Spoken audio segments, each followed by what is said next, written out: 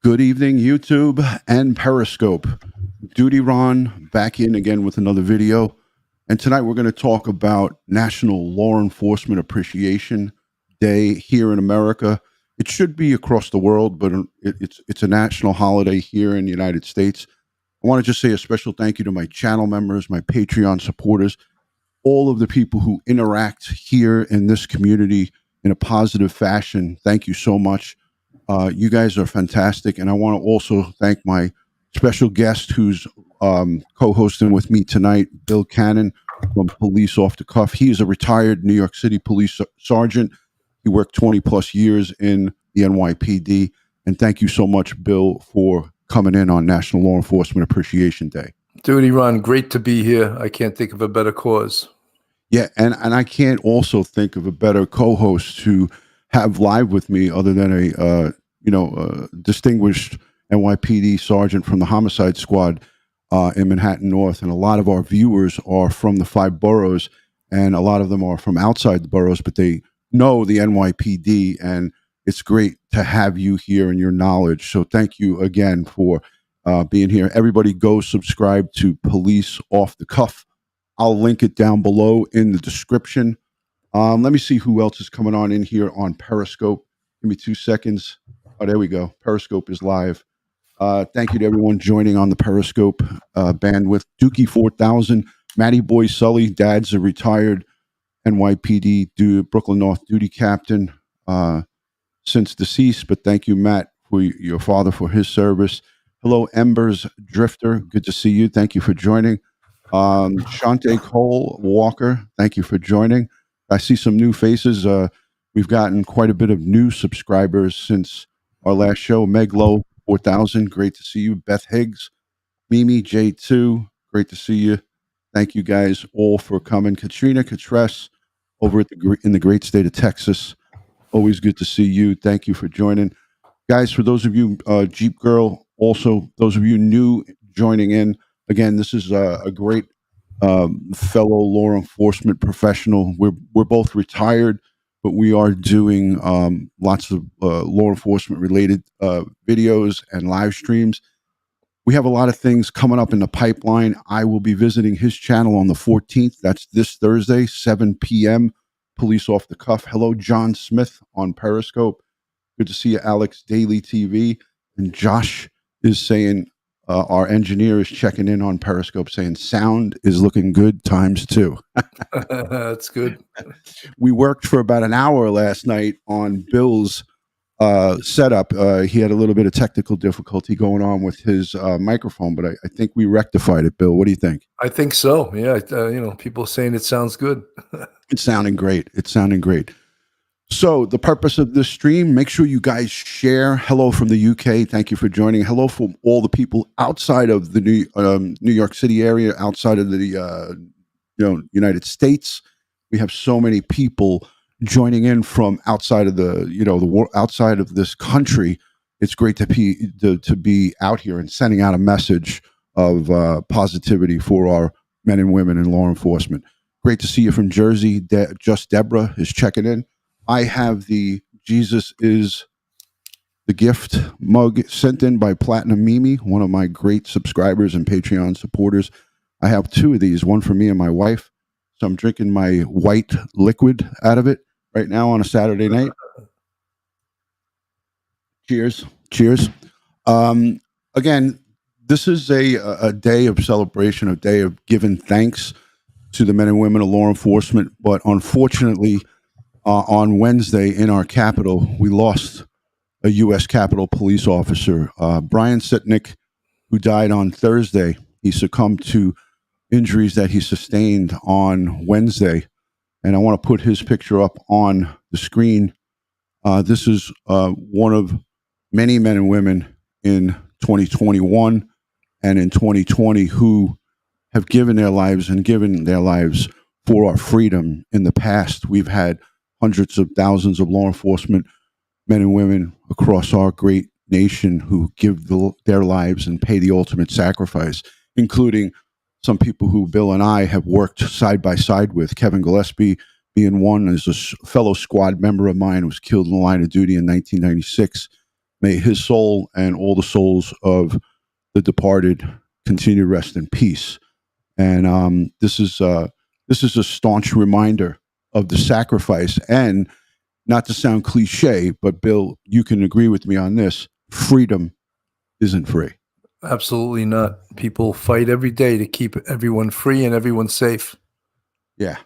And, while we're tucked away, sleeping, or, inside our nice warm homes, there's somebody pounding a beat out there in East New York and Harlem and all across the five boroughs and across our great nation, out there doing God's work.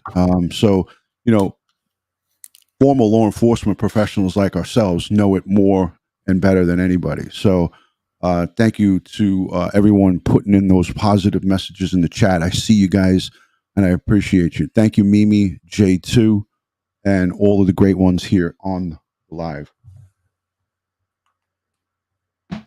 It's funny because I see days like this, and I look at the social media, Bill, and I think to myself, every day should be an appreciation day for all men and women of law enforcement. Every day should be an appreciation day for our nurses, our doctors, our people who keep us healthy and safe. So I feel like, and it's just my opinion, I feel like every day is an appreciation day, and I'm always finding myself saying thank you, even though we did the job, and it feels a little corny for us to go over to an RMP and say, hey, thank you. But look at guys like Joe Fox, the retired 3-star chief who did 37 years on our job. He has dedicated his retired life to going precinct to precinct, to foot, out on the street, shaking hands still and thanking the men and women of the NYPD. So That's a great thing because, they're not used to being thanked. And when someone does go out of their way to thank them, I can attest to it. They really appreciate it. yeah, I mean, I remember after September 11th, all of the accolades that we were getting, and the people up on the West Side Highway, Yeah. banging pots and pans, holding up the signs.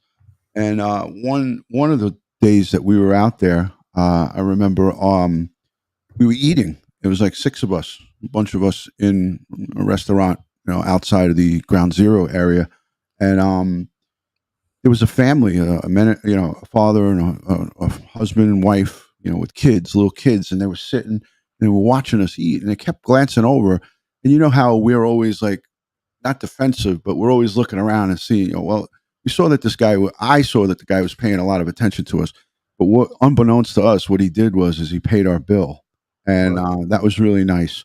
So, recommendations for folks, not, I'm not saying go and buy a cop's meal, but little things like, just saying thank you and shaking a hand means a lot.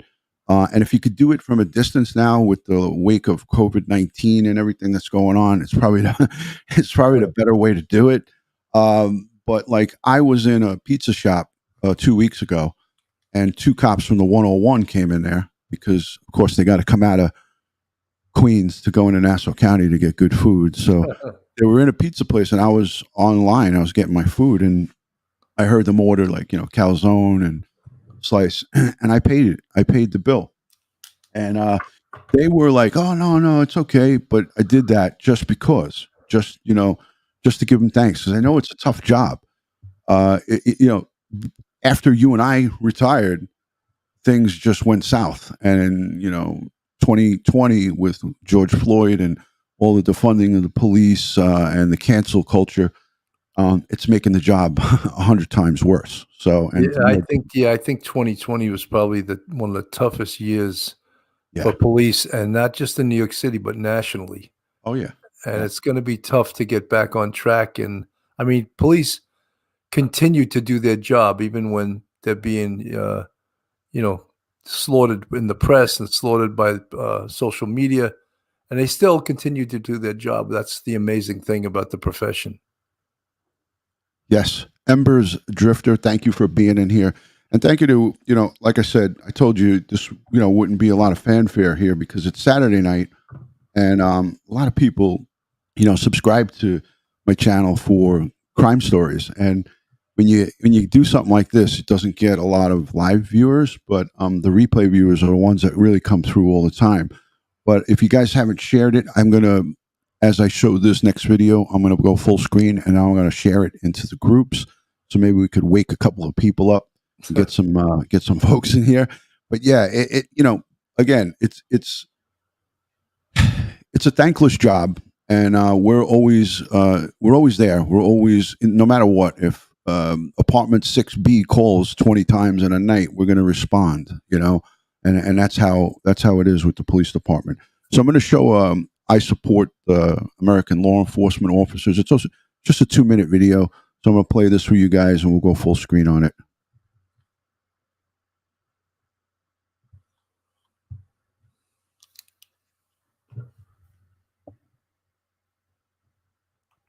Let me take this full.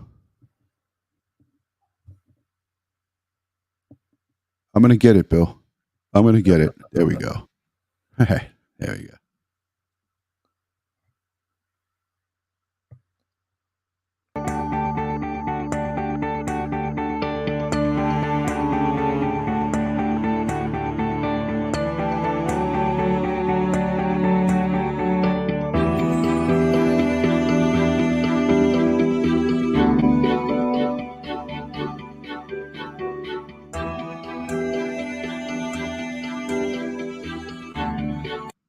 It's a great picture right there.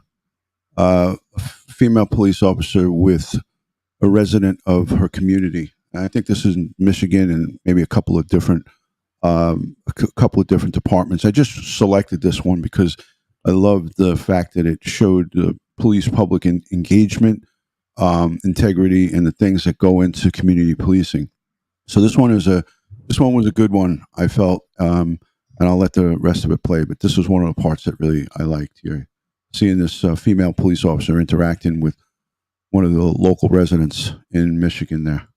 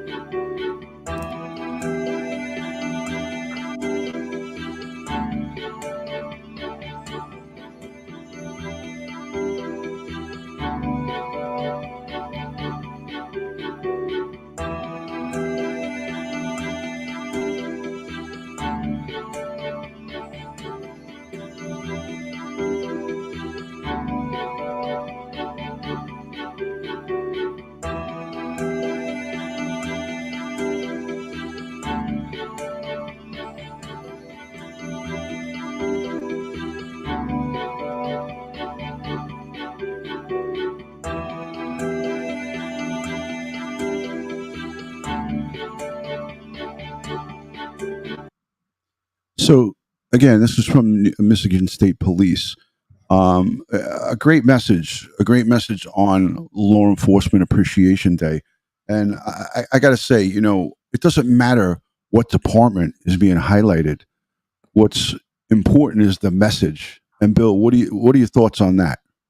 Well, the big thing is that most people don't realize is that policing isn't what you see on TV, guys jumping over fire escapes, getting in shootouts.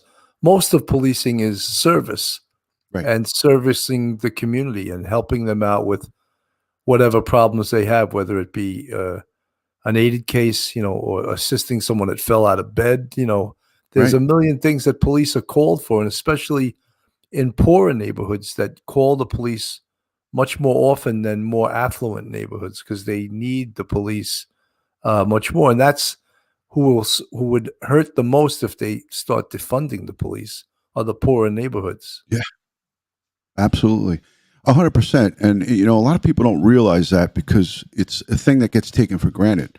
The police, I have Tori in the waiting room. Tori, if you can hear me, I'm going to add you in a second, as soon as I just finish this thought.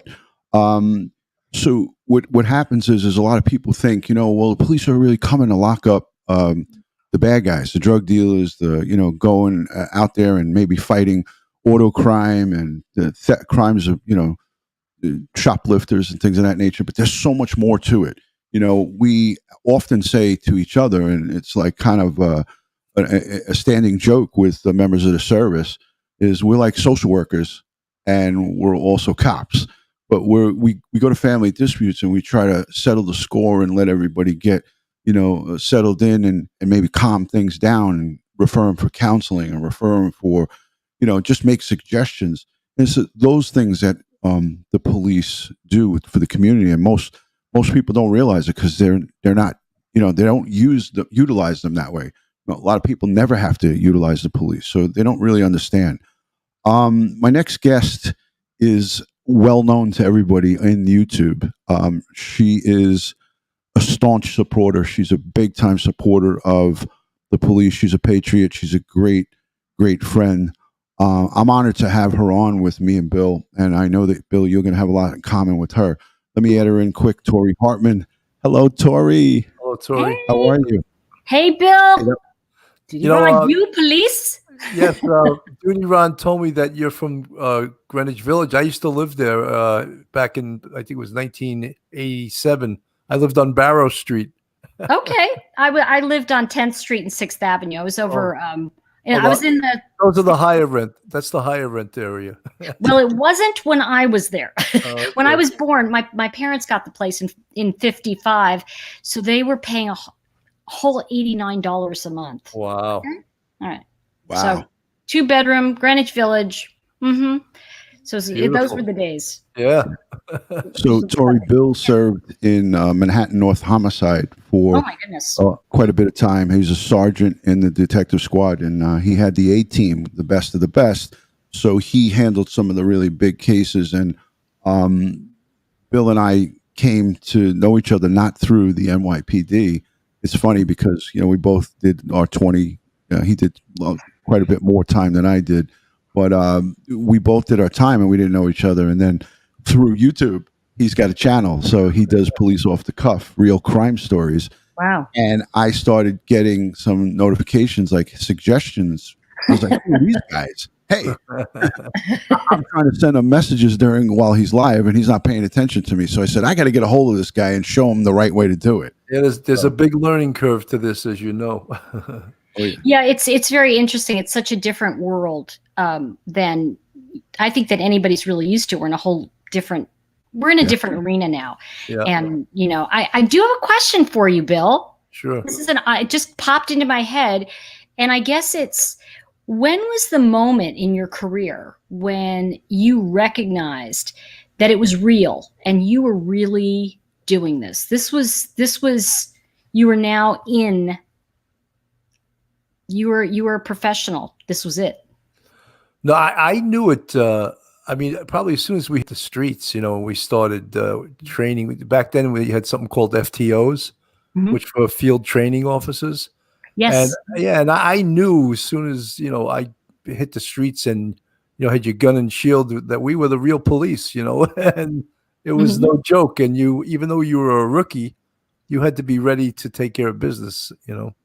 And do you think what do you think is the quality that's going to say that guy will stick or that gal will stick? Is there something that you have found in the years you've been doing this, something that you went, that person has got what it takes? I think you definitely need thicker skin than most people, and you have to have a high quality of empathy to be able to empathize with people and to understand what people are going through and not to judge people, because you see a lot of things in policing. You see the lowest of the low and you see the highest of the high, and you have to be able to deal with both of those things. And for you, was there, and this is just me because I'm curious, and especially growing up in New York City, and for people that aren't familiar, it really is, it's intense policing because you're with the people. Even if you're in a car, you're right there. You're not, it's not like you're in the suburbs driving a freeway or highway. You're on the beat. You really are. And people do get to know you. Is there a case, I mean, I know that all of cases are sort of memorable, but is there a case for you that was that sticks out in your mind in this moment, in this time we're living in, that made you, that Yeah, just kind of changed you? Yeah. I mean, we had a lot of cases in Manhattan North Homicide Squad that were on the front page of the Daily News, you know, and one that always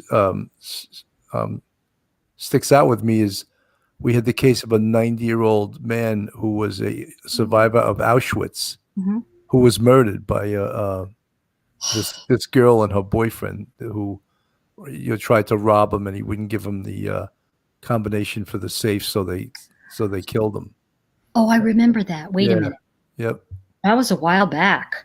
I'm forgetting what year it was, but he actually in New York City history, he used to own a club called the Adam's Apple on 61st and First, Okay. and he was still a very vibrant man even at 90 years old. Mhm. And so, you know, the fact that he had survived Auschwitz and then wound up getting killed in New York City was, was a pretty emotional case for everyone. And it was, you know, when we were able to arrest the 3 people that were involved, it was a great feeling, you know.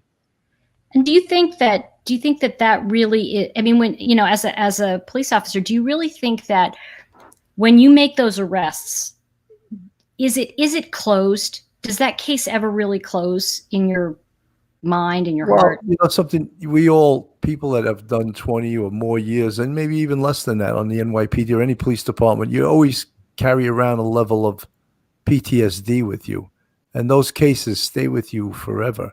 And that's why you need to have, you know, a healthy lifestyle and things that sort of take you away from those memories, you know, a healthy life. And, you know, I speak to a lot of NYPD psychologists that Dr. Washkill is one of them, Mhm. who talks about, you know, police suicide and that type of thing, and what separates the healthy mental guy, you know, a cop that has good mental health as compared to someone that may consider suicide. Yeah, and if I can interject here, I Come mean, back. Yeah, go you ahead. know, I went off because I wanted you to Oh, talk. great. I was just backstage, but Mhm. you know, no two, and Tori, you can speak to this. No two people have the same level of processing the Oh, no, trauma, yeah, right? absolutely. So Same police family, officers, they can be right? completely different. Yeah. So police officers are human beings. So no two will process. Like many people say to me, even my good friends, like Ron, how did you handle seeing that baby compacted in the compactor and Mm. you know, the medical examiner coming out and laying the kid out on cardboard and doing the field initial exam and then riding to the morgue with the kid and then, you know, getting called back for an ID the next day? How do you process that? How could you possibly be right? I had a really good I had a good relationship and I still do with my wife. We're going to be married 30 years in March. She's a great Um, lady, by the way, everybody. Yeah. yeah, sweet lady. This DutyRon is very gracious and Perfect very person. Mhm. kind. She puts up with a lot of my YouTube time, and you know, I try to. It's a fine line that I walk there because you know, when I was a police officer, she was there to support me, and in my retired life, I know the balance. I know the proper balance, and it's the same concept when you're talking about police work and seeing gory really the worst of the worst. Yeah. Nobody's calling us to say, "Hey, come on over for a Come spaghetti have a dinner." beer. Yeah, Yeah. have a beer, sit down. I made you a nice dinner. It's like, let's call the police when all you know when it's the fan. You know, so when everything is going wrong is when we get the call in, and coincidentally, there's the rise above. Tori, I don't know if you can see Oh, it. how funny. Yeah, We were so talking about this earlier, Bill, where I said my mother used to always say, "Rise above it," Uh-huh. and that's I what's have that. I have that tattooed on my forearm. Rise That above it. saying is That's great. great. So That's great. yeah. I've been saying that my whole entire life, and even when I was a teenager, I used to say that. So I think I was about 38, and I decided to tattoo it on my forearm. Can I just share something with both of you that just hit me when you said that? And that is that I was so impressed this summer when I was watching so much of the uprising and so much of the rioting, and you know, I'm sure there were peaceful people. That was not what we saw on TV. And what I saw was police officers just having so much decorum and courage. no matter what was thrown at them. And, so I want to just really say that this is not a job for the faint of heart, number one, but also number two, these are human beings. And Ron, when you came back on and said that, cops are human beings, and for them to stand there and be spit in the face and have things thrown at them, and just this level of disrespect that I think that honestly none of us, I can speak for myself and probably most of the people on here. Oh yeah.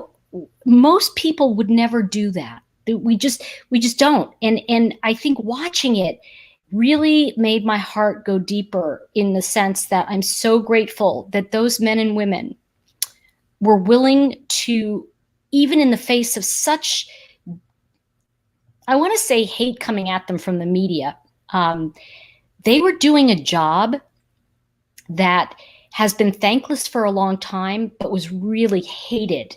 And I was really feeling afraid this summer, because I thought, what if they all just say F you? Right. And I'm just so grateful that I get up every day and there's still law enforcement out there that's going to show up. And I really just need to just say that when we talk about Appreciation Day, I can't tell you how grateful I am that you guys were there, and there are still guys and gals out there who are good officers. And I'm so grateful. I'm so grateful for you, and just sincerely thank you for the service. And, I think that I would want to know, as Bill's here and you're here, it's so great, because I think my question would be, you both kind of have talked to me time and, here and there. Tonight, Bill mentioned PTSD. And I think a lot of Americans, for the first time in their life, have experienced PTSD this year, with attacks and feeling afraid and Corona and so many things that have just, what do you think are the important things to remember that you said, Bill, you had, certain things that helped you deal with? What would be your advice for somebody dealing with that level of trauma? I mean, you guys had full-on trauma, but some Americans didn't even know what it was until it showed up. I think you have to have a healthy life outside of work, outside of being a police officer.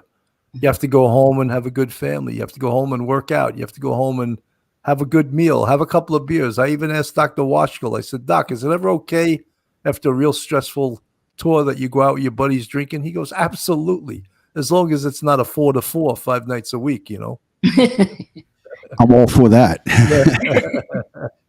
and we've all done them. We've done them to process, right? Yeah. It's a difference, though, when you're doing that all the time. That's where you get yourself into trouble. And that's where we have our guys when we talk about the farm, right? And I'm sure Tori knows about these sayings. No, I don't. Tell me about the farm. This is like, so, love it.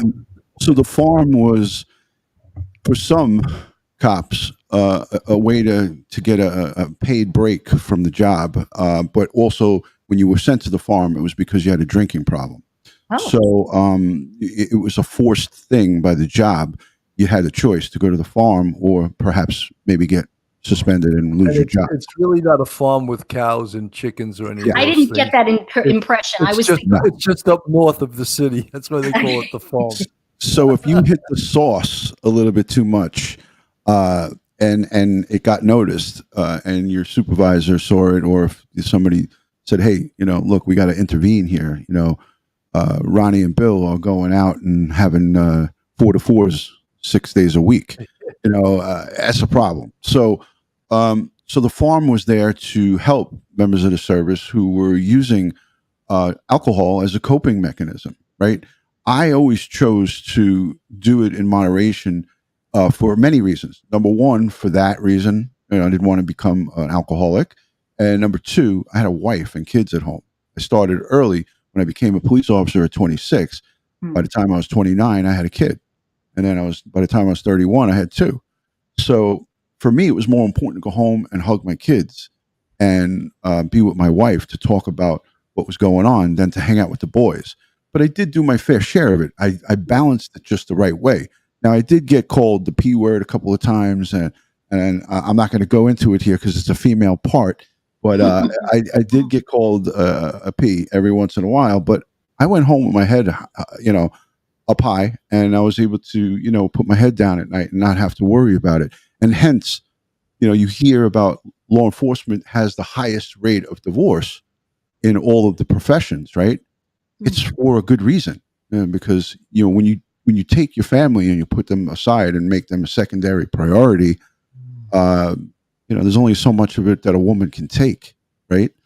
And I didn't want to go that route. My parents were divorced when I was young. I learned from those mistakes, and I said I didn't want to do that to my children. I wanted to do the exact opposite of what I had, So I felt the same way with that. I'm sorry to interrupt you. Please. No, please. I felt the same way, DutyRon. But being in homicide, when something happened, going home wasn't an option. You know what I mean? It's like, I want to go home at 4. Well, then you shouldn't be in homicide, So I walked around probably my last 8 to 10 years on the job like a zombie, because I never got enough sleep, because I was always at work, or working 450 to 500 hours a year overtime every single year. Wow. And working those 4 and 2s that weren't the healthiest tours on earth. So, there was a balance between doing your job and going home and making sure, you come home and your kids are like, "Who's this, Ma? Who's this guy?" And that there was a balance, and my wife also worked full time all of those years too. So it was really mine still does. Yeah. Something that I'm just looking at the chat too, York just mentioned he's a cabbie in the UK. When he started 20 years ago, people had respect. And we live in a world of no respect, and it's a different generation. And I think that and I love that he's bringing that up, because there's 2 things that come forward from what you both said. One is that I think that people don't know how to behave. And I think there's when we talk about respect, they don't understand, because we're not communicating like we are now. Years ago, you had to see people face to face, and I can't tell you how many times I'd see NYPD guys and they'd have the best sense of humor. And I remember I was in New York a couple of years ago, and I was with a friend of mine. She'd never been, and I said, "Oh, okay, let's go over here. There's a couple cops over here." She said, "We were trying to find a restaurant." She said, why are we going to the cops?" I said, "Oh, they'll know the best restaurants." So I went over and said, "Where's the best?" "Oh, it's up here. It's down there on the hidden street." And we go to this Italian place. It's all cops, right? Fantastic food. And she went, "Oh my gosh, you're right."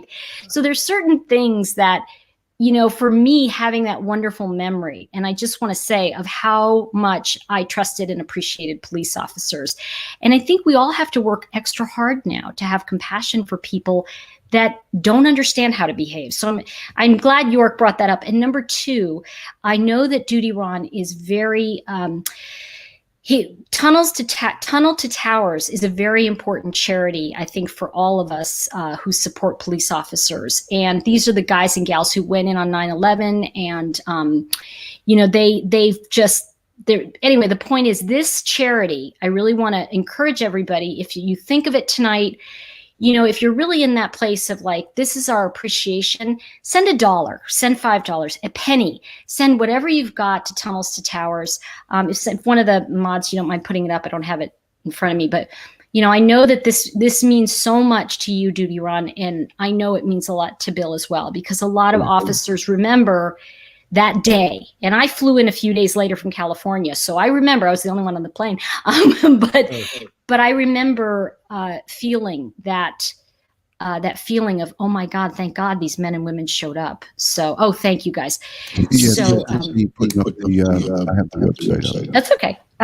So anyway, if you think of it tonight, please just, even send a couple dollars, whatever you've got, to Tunnels to Towers. They really help fallen officers, people who've suffered from, and the families of fallen officers, and people who are really needing our support. So I know that that's something important to DutyRon, so I just wanted to underline it. And I think you both have experience with it, right? Oh yeah, 100%. Stephen Sillers, Tunnels to Towers, a great organization. Mm-hmm. And there's a few great, I just want to shout out, there's some really great officers also on the feed tonight, and thank you for your service. And just say that, because through the years, I go to the Mount Sinai physical every year. And you see there's a lot of people that go there that are very sick, Mm-hmm. Is that firemen, steel workers?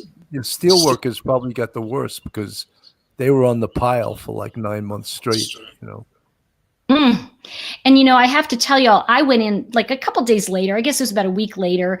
I walked down because my dad lived in the village, and I started walking down toward where the towers were.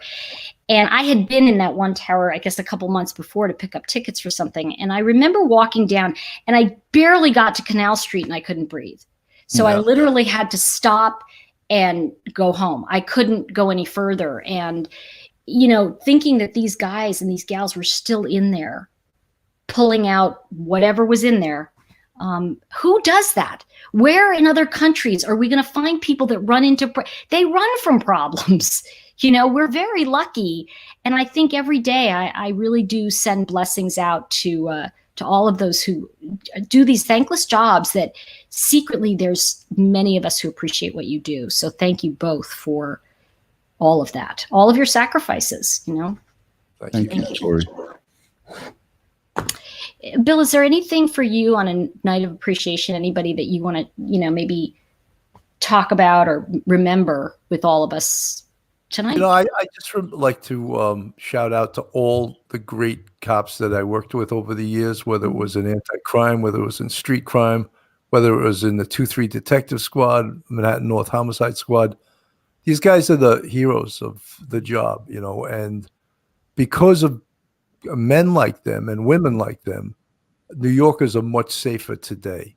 Mm-hmm. And unfortunately, it breaks our heart to see the city going back the other way right now after we worked so hard to reduce crime to the levels that made New York City the safest large city in the world.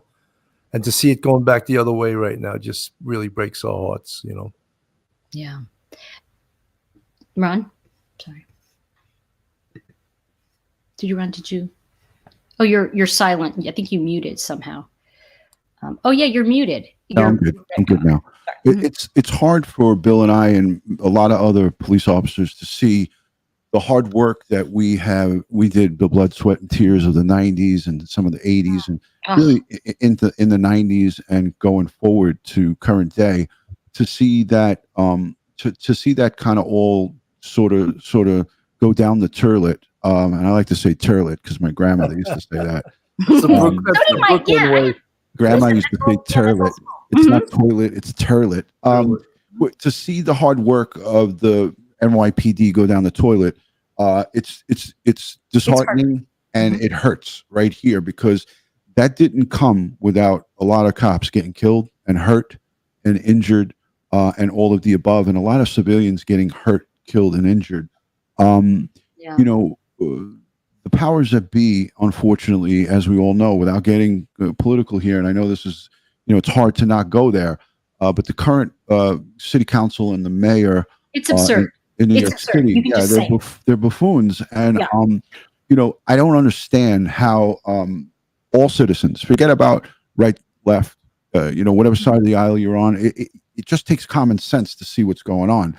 And when you have a city council member talking about sending a social worker to a domestic dispute or an emotionally disturbed person, you know, we have many examples that you could put up on the screen here, and you could see what would happen to social workers if they responded. Hence, at the church up there at St. John the Vine, if you would have dispatched you know, of course there wouldn't have been time because that happened quickly, but some of these emotionally disturbed persons calls, you can't send somebody out there to talk a guy off the ledge that has a knife or a gun in his hand. No, you can't. And I just want to, I'm jumping in because I really want to underline what Ron's saying. And I think it's so important that, you know, listen, I like, you know, social workers. I have nothing against anybody who does therapy or anything like that. I do, however, think that there's something to be said for the guys who are used to walking in, and gals, the officers who are used to walking in, and they can size that up faster than any therapist can. I mean, and I think that's the key. What Ron's saying here is that they walk in and they go, okay, this is not going to be good. And the funny thing is imagine they have to decide that all in the seconds they know they've got to talk to these people, try to get everything calm, and be ready for something to go wrong. And so I just really feel that's that is something that no one who's not exposed all the time to that violence. And honestly, I think that's what drew me to doing some true crime on my thing, is that I couldn't wrap my head around how people could be like that. And you see what cops do every day. They don't have to wrap their head about how people could be that way. They're looking at, if they get that way, right, I'm ready. And that's we as civilians don't think that way, but they do. And that's something where I worry about social workers going out, because in many ways, they're civilians and they think there's the power of talk. And there are people who I have learned are way beyond conversation. Right. Oh, yeah. Yeah. When I was a patrol sergeant, we used to have to do these things called mental health removal orders. I'm sorry, it just sounds funny. It's a warrant, but mental hygiene warrant. A mental hygiene reporter. Yes, exactly. And you'd have to go and remove the person to a mental facility, and those could be very dangerous. Mm-hmm. And now I can't. Maybe they're going to think that mental health professionals can serve those mental health removal orders by themselves. I don't know. It's going to be a very dangerous venture, and they're going to see, God forbid. Obviously, we don't want this to happen, but it's inevitable. It's going to happen. One of them is going to get severely injured or killed, and then they're going to go, "Oh, we can't do that anymore." No, now we understand. Yeah, it reminds me of that councilwoman who was cutting the police budget and wanted no cops, and then she gets thrown out by an Uber driver. I think it was somewhere in the Midwest, and she's calling the cops going, "You have to come stop this!" And I just started laughing. Where are the cops when we need them? What is it with these police officers? Ma'am, you cut them. Yeah. It was in Seattle. Okay, it was just kind of funny to me that. And I just want to say, I mean, I grew up in New York City. I grew up in Greenwich Village when it wasn't cool. And, when I say that, I didn't realize how unsafe New York was in the 70s and the 80s. And I was running around, with my friends. And now I can look back and go, holy crap. I mean, did you hang out in Washington Square Park? I did all the time. Raiders of the Lost Arch. Right. I mean, we were there all the time, almost every night. And I, of course, I knew all the beat cops. I knew Cutler. I knew this one. I knew that one. And I remember walking around and feeling, thank God they're here. But I never realized until more as you get out of it, how unsafe it was and how hard the NYPD worked on that entire time to create the reforms it's created. And it's really remarkable. And I'm really thankful to both of you for having done the job you did, and the people that came after you are lucky because they had the benefit of working with you. So thank you both. Thank you, appreciate that. I want to say a special thank you to all my Patreon supporters, the channel members, the people who positively interact down below in the comment section. I want to encourage everybody to subscribe to Tori Hartman. She's got a lot of great things coming up. She does more than just true crime. She is a whole bowl of goodness. I encourage you guys to go. Her channel is linked on mine. I have it as one of the suggested channels. She's the one and only that I actually have there. So if you go to my page up on the right-hand side, there's a cute little picture of Tori Hartman right there. You could just click on it and it takes you right over to her channel. I will link it down below. Bill Cannon, as you can see, hanging up behind him, Police Off the Cuff. Love that. I encourage you to go and subscribe to Police Off the Cuff. He does a special series within that channel called Real Crime Stories, right, Bill? Real Crime Stories, yes. Yeah, Real Crime Stories, and he does a fantastic job. Tori, he's had Chief Adamone on there. He's had Barbara Butcher. The list goes on and on. I'm mind blown by the amount of NYPD and law enforcement professionals. He had quickly tell Tori about the Bill Ryan, the trademark counterfeit specialist. He's here in the chat. Bill Ryan was he's a retired first grade detective, but he was in arson and explosion squad, which is a very unusual, unit to be in, a a unit that gets a lot of training, and I think so. they help out, obviously in arsons and bombs going off. They're well trained with all of that. And I actually just this Wednesday, I'm having Jack Cambria, who is he was the hostage negotiation lieutenant for the last 16 years in the NYPD till he retired recently. So he's got some amazing stories, and he goes all over the world teaching hostage negotiation now. That's his job. Bill, when you're done with them, can you line them up for me? What do you say, pal? Yeah, I'll ask. What's the vig on that one? That's a high vig, right? And I actually have Maki Haberfeld, who is the great John Jay professor. She just wrote a book on deadly physical force. I got her lined up, but she's waiting. She broke her wrist and she has a cast on. She doesn't want to come on until the cast is off. So who's going to see your cast? Yeah, just keep it down low. You know how you women are vain like that, right? I don't know. It's kind of like, well, wait a minute. If my arm is broken, I just won't move it into the frame. Right, look what happened to me. Hey, the Joy Catcher is here. She is looking to start her own channel, and she's a great supporter of a lot of the true crime folks like myself. DutyRon, straight talk from retired NYPD detective on true crime. I have a bunch of stuff lined up. I'm going to have Martin Tanklift coming on talking about being arrested for murdering both his parents and doing 17 years wrongfully accused and exonerated. He has a book out. He's a tough cookie to narrow down because he does live here in Long Island by me, but he wants an in-person live stream. So I have to set up some in-person stuff, and I got to get some people to come out, maybe Joey Brooklyn to come out with me and do a remote setup outside. It's not something that I can't do, but that is going to be a blockbuster show. And if I have to, I'll pre-record and upload and do it like as a premiere so we could all watch it together. Meg Lowe from Southern California is here. Thank you for joining. This live stream is all about National Law Enforcement Appreciation Day. My special guest up top is Bill Cannon, retired NYPD sergeant. Down below here is Tori Hartman. She does wonderful true crime stories and a lot of other things. Woo. I do woo. Go ahead and say it. Woo. I didn't want to get it wrong, Tori. Go ahead. It's all right. Woo is a great thing. And there's Ryan Investigates. So Ryan, the bomb squad guy, he has a private investigation company, and he talked to me about this. I had him on the phone. I've had him on here. He says he does a lot of trademark counterfeiting. And I wanted to ask you about that really quick because I know Ryan's here too.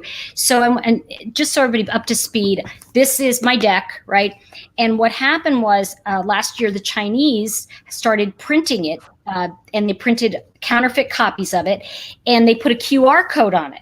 So they took the book out and they pretended. So I got hundreds and hundreds of emails from people.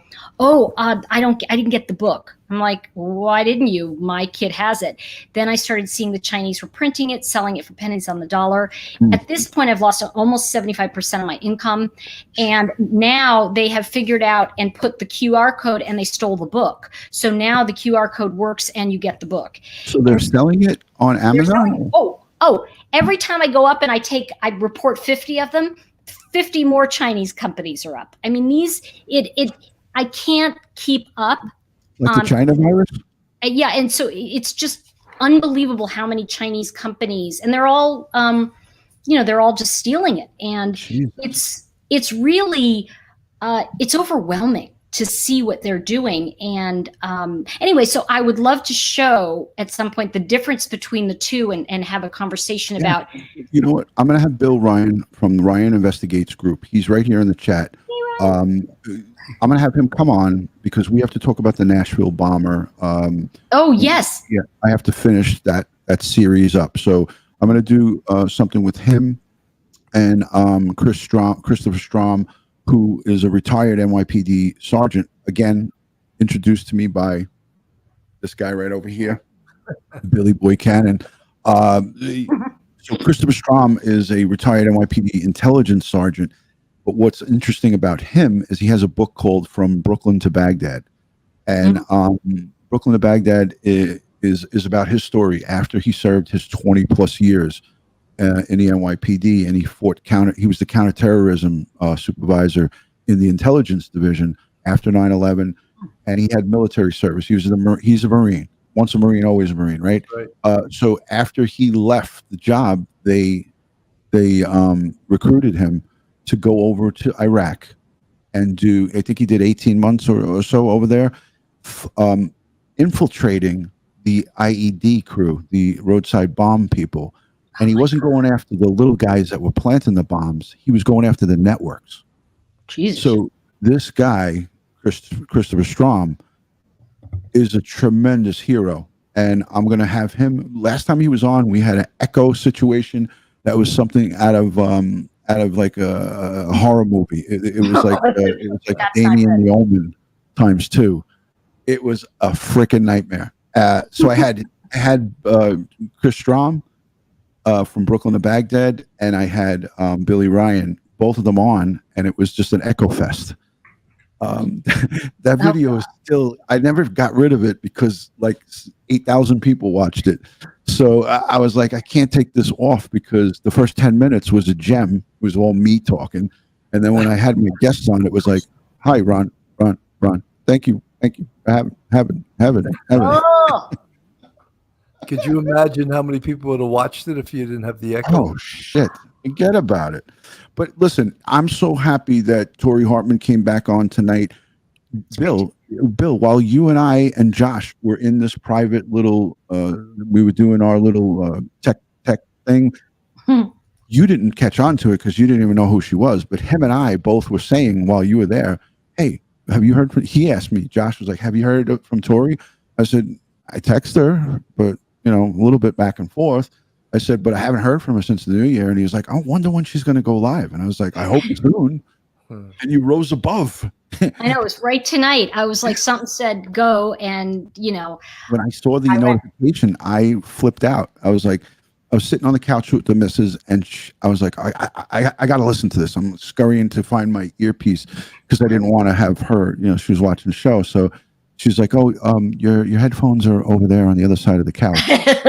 Yes. So she directed me to get my little Bluetooth headphones, and I listened to the whole thing. So it was awesome. Joey Brooklyn, my director of security, is here. Lisa1111, thank you so much for being in here. I don't think I put an extra one in there. Yeah, so Ryan Investigates says he will help you, Tori. So he's in the chat, and I'm texting with him back and forth. So we will get either we'll do I'll put you in touch with him, and you can talk to him on the side, or you can engage him in a live and come join. And we'll dance around the campfire, wave our arms. Yeah, the StreamYards is great, because once you get it worked out, like I could have joined obviously in on yours, and anytime you do something and you need, fill in stuff or whatever, I'll be happy to join anytime. You just have to You're reminding me, because one of the things I'm working on with, and I know, like, I don't want to go back over, I don't really like to keep a case going on like this, but I do get a lot of information about, I think I mentioned this earlier, about the family of Chris Watts, his mother and father, and their entire lineage. And one of the things I do is I can tell by patterns in the family why things happened a certain way and what the influences are. So it's very interesting to look at a family, because that's what I do in my woo world.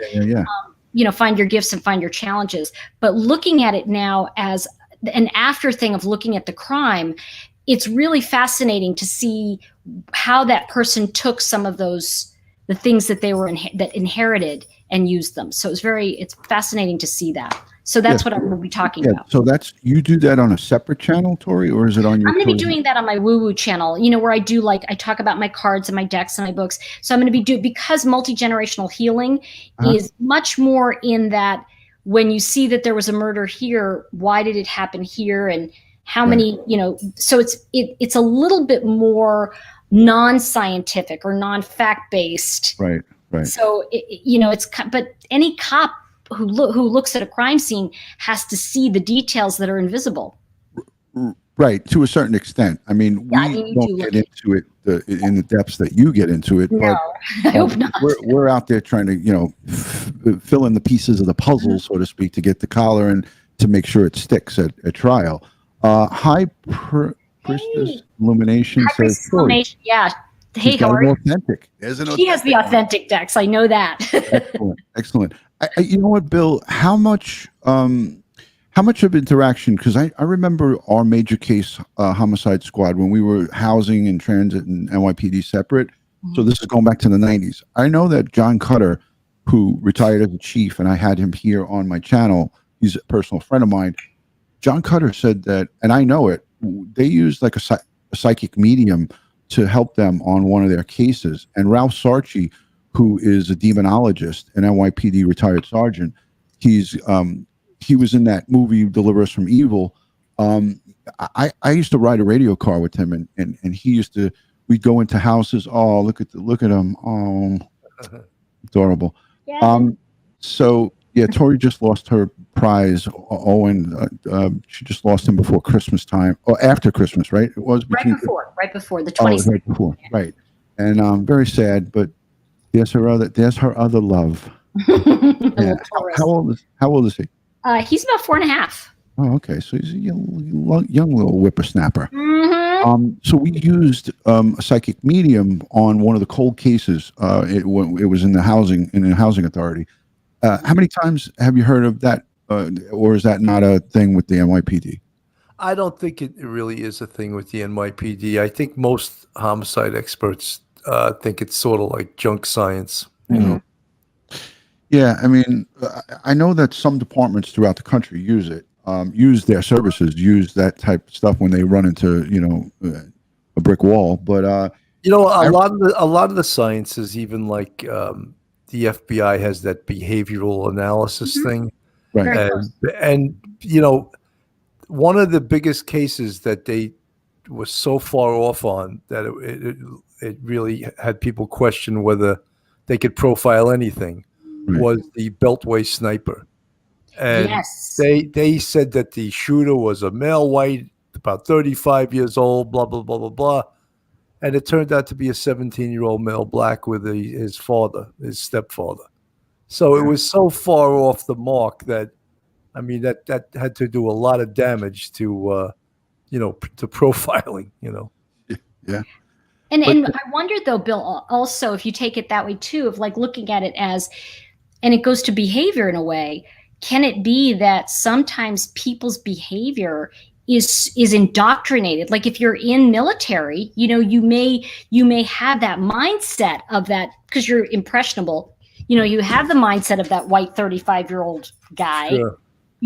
And I don't know, like I know what you're saying because I remember that and going, wow, was that off, But I think that when there's something that's so far off like that, it can make you doubt that entire thing. And at the same time, there must be something in there that this kid was behaving as if he was that pattern. Well, yeah, the stepfather was military, and he had taught that kid how to shoot like that. That kid was, he was making shots from the trunk of a car that, That was a scary time, Yeah, I remember it. ridiculous. Yeah, it was a horrifying case like that.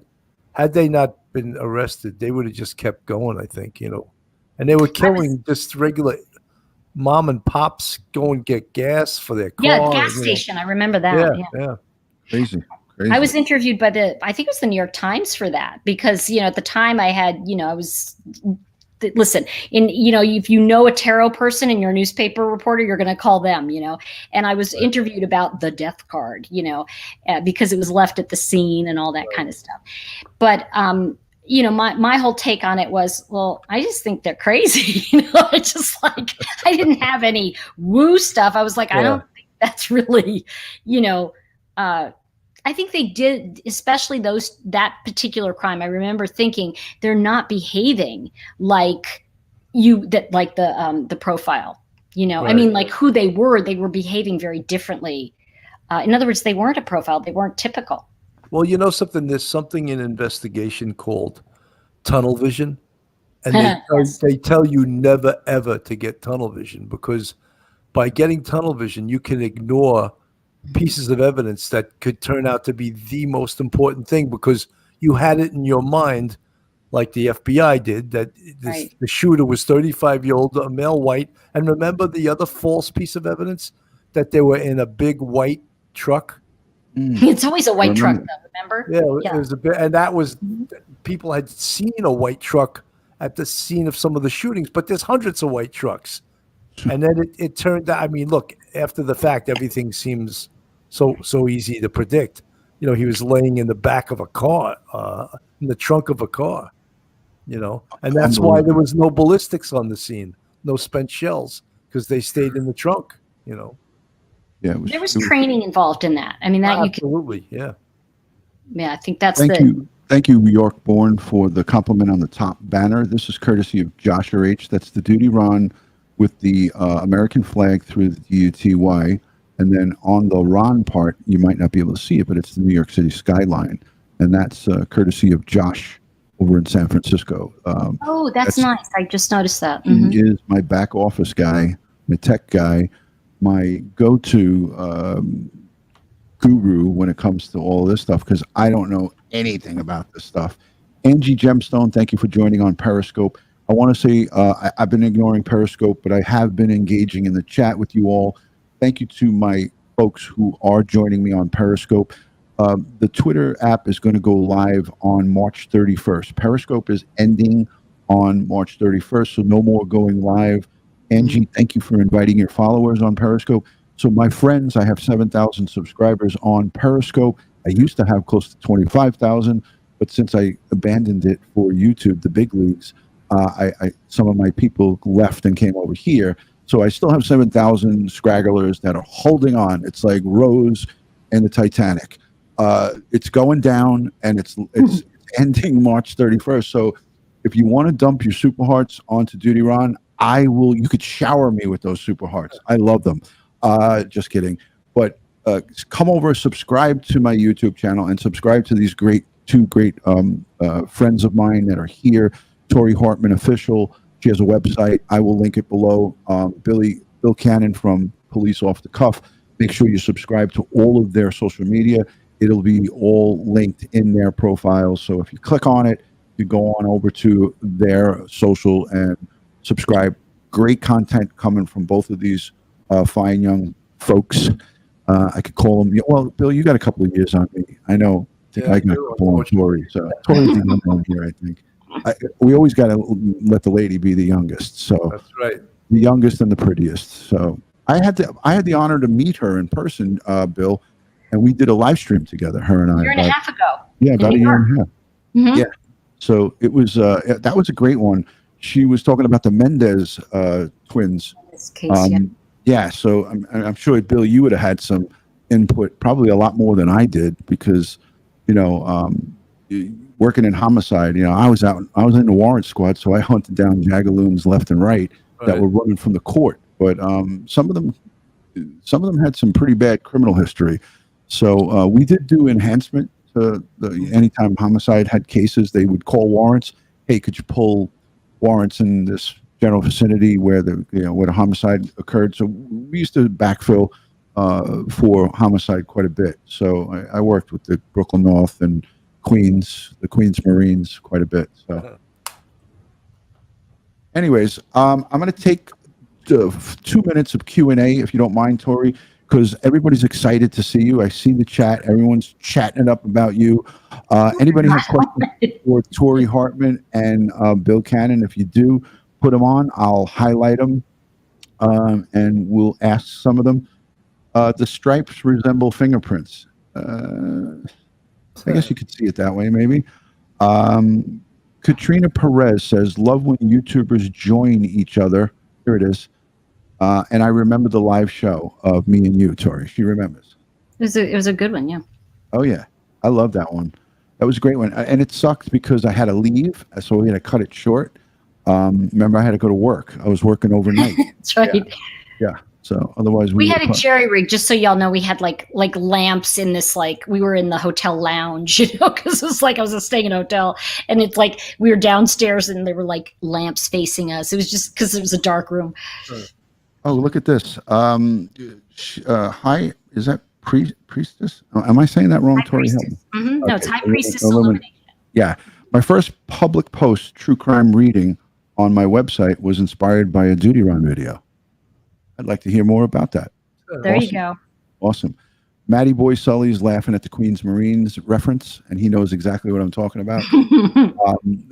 I worked in Brooklyn North, so it was like Billy, you were talking about this with your last guest on True Crime on your Police Off the Cuff channel. The NYPD is broken down into A, B, and C houses. The A houses are the most busy and the most dangerous. The B, moderate, and the C is for the P words. So Queens Marines, we commonly refer to them as the perpetual C house fellas.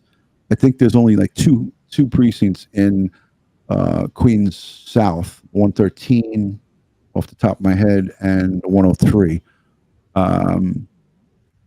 Some tough spots, right. But the rest of Queens is basically a retirement home. So that's my opinion. I know I'm going to get a lot of shit for that, but some nasty emails. I don't care. Bring them. Bring it on. I'm a Brooklyn North guy. I can handle it. But seriously, it doesn't look like any questions are coming in. I want to just wrap it up by quickly saying a special thank you to all of the men and women in law enforcement throughout the world, not just the United States. This is a national holiday. Support your local law enforcement. The men and women who are, a lot of them are family, their husbands, wives, mothers, brothers. Give them support. If you see something, say something, and definitely, show these men and women that they are appreciated. There are good and bad in every profession. You got crummy doctors that'll tell you need surgery when you don't. You got mechanics that'll tell you need brake, rotors when you don't need it. You just need brake pads. So this is all walks of life. We're not here saying that the police are godly people, but they're out there doing God's work, and they're putting their lives on the line for a very little bit amount of money. I could tell you, I'm not rich because of my police career. I'm rich in goodness for the good that I did for the 20 plus years that I was a cop. So that's where I get fulfillment from what I did, is for the things that I did for other people. And I continue to do that in my retired life. And I know, Bill, you do the same thing in your retired life, hence your channel, and you're bringing, awareness to general public about what police do. Tori, you support us tremendously, and you talk about these police cases. And I love how you are first to stick up for the police when you got people that are, bashing. Listen, social media is a tough road. It's a tough highway to navigate on. And you touched on it tonight in your live stream, Tori, about how mean people can be on social media. And, that's for another one. But, you talk about suicide awareness, and I've covered that with Beyond the Badge NY. When you're having a rough time, the last thing you need is to be bashed down by some asshole on social media. And unfortunately, this world, and it's not just the United States, this world is filled with assholes. So at the end of the day, it's all about having a thicker skin and moving on. I just smile and wave, and I just continue on. And if I can just remember, tunnelstotowers.org. Please, if you can, even tonight, just go on Twitter, go on Facebook, and say, hey, guys, it's National Police Officer Appreciation Day. Please think about giving to Tunnels to Towers. Just share it with your friends. I'll link it down below. I'm going to link Tunnels to Towers down below. But yes, thank you for that, Tori. Everyone go subscribe to Police Off the Cuff. There he is, Bill Cannon, with a microphone that works. And he is on Watch for me Thursday night. I'll be a guest on their show. So if you guys can maybe make your reminder, 7 p.m. Eastern, Police Off the Cuff. DutyRon, that's what they call a Lollapalooza. Oh, yeah. Good one. It's going to be a good show. Oh, yeah. All right, guys. Good night from New York City. Thank you, my guests. I love you guys, and I'll talk to you soon. All right. Peace.